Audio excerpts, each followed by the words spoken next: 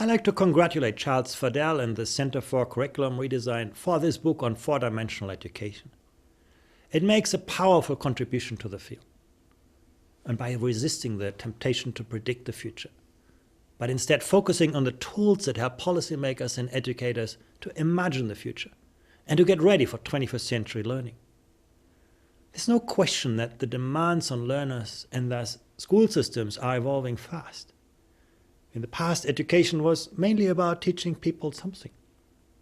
Now it's about making sure that individuals develop a reliable compass and the navigation skills to find their own way through an increasingly uncertain, volatile, and ambiguous world.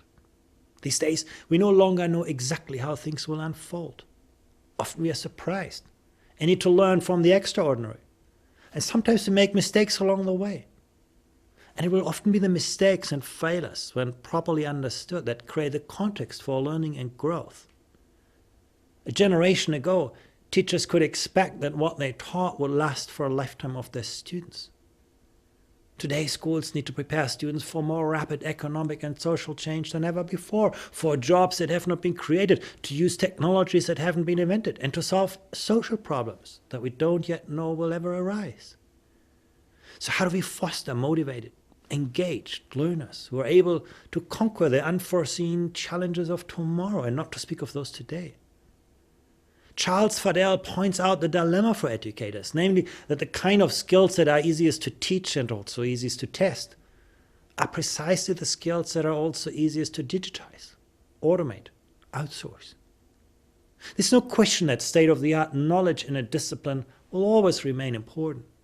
Innovative or creative people generally have specialized skills in a field of knowledge or a practice. And as much as learning to learn skills are important, we always learn by learning something. But educational success is no longer mainly about reproducing content knowledge, but about extrapolating from what we know and applying that knowledge in novel situations. But simply, the world no longer rewards people just for what they know. Google knows everything. But for what they can do with what they know. And because that's the main differentiator today, education is becoming more about ways of thinking, involving creativity, critical thinking, problem solving, and decision making.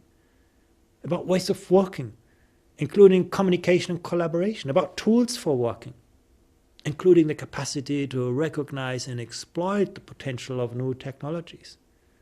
And last but not least, about the character qualities and social and emotional skills that help people live and work together. Conventionally, our approach to problems in schools was breaking them down into manageable bits and pieces and then to teach students the techniques to solve them. But today we create value by synthesizing the disparate bits. And this is about curiosity, about open-mindedness, about making connections between ideas that previously seemed unrelated, which requires being familiar with and receptive to knowledge in other fields than our own. If we spend our whole life in a silo of a single discipline, we'll not gain the imaginative skills to connect the dots where the next invention will come from. The world is also no longer divided between specialists and generalists.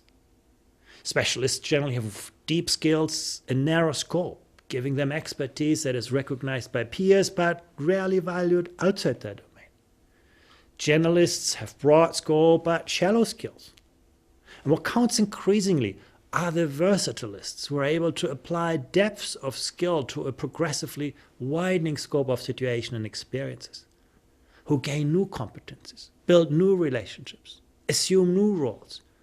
They're capable not only of constantly adapting, but also of constantly learning and growing, of positioning themselves and repositioning themselves in a fast-changing world. And perhaps most importantly, in today's schools, students typically learn individually. And at the end of the school year, we certify their individual achievements. But the more interdependent the world becomes, the more we rely on great collaborators and orchestrators who are able to join others in life, work, citizenship. Innovation, too, is now rarely the product of individuals working in isolation, but an outcome of how we mobilize, share, and link knowledge. So schools need to prepare students for a world in which many people need to collaborate with people of diverse cultural origins, appreciate different ideas, perspectives, values. A world in which people need to decide how to trust and collaborate across such differences. And a world in which their lives will be affected by issues that transcend national boundaries. But the book of Charles Fadell goes one important step further. It recognizes that knowledge and skills are only part of the equation, and in themselves are not sufficient to guarantee individual and social progress. The bankers who ruined our financial system were probably highly creative and also critical thinkers. And some of those with the most entrepreneurial mindset and the social skills are running the mafia rather than serving the country. So the book extends the picture beyond knowledge and skills and also looks at broader character qualities such as empathy, resilience, mindfulness, curiosity, courage, or leadership, as well as at meta competencies and values. And doing this in a thoughtful and highly systematic way is what distinguishes this publication from a lot of other talk about 21st century skills. Of course, in many schools around the world, teachers and school leaders have always worked hard to help learners develop these kinds of knowledge, skills, and character qualities. But the status quo has many protectors. As anyone will know who has tried to make room in today's crowded school curricula for new educational content.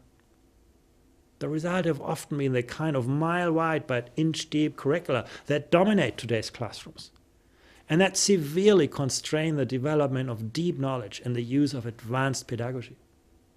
A key reason why we find it so difficult to build school curricula around the needs of the modern world is that we lack organizing frameworks that can help prioritize educational content and structure the conversation systematically around what individuals should learn at what stage of their development.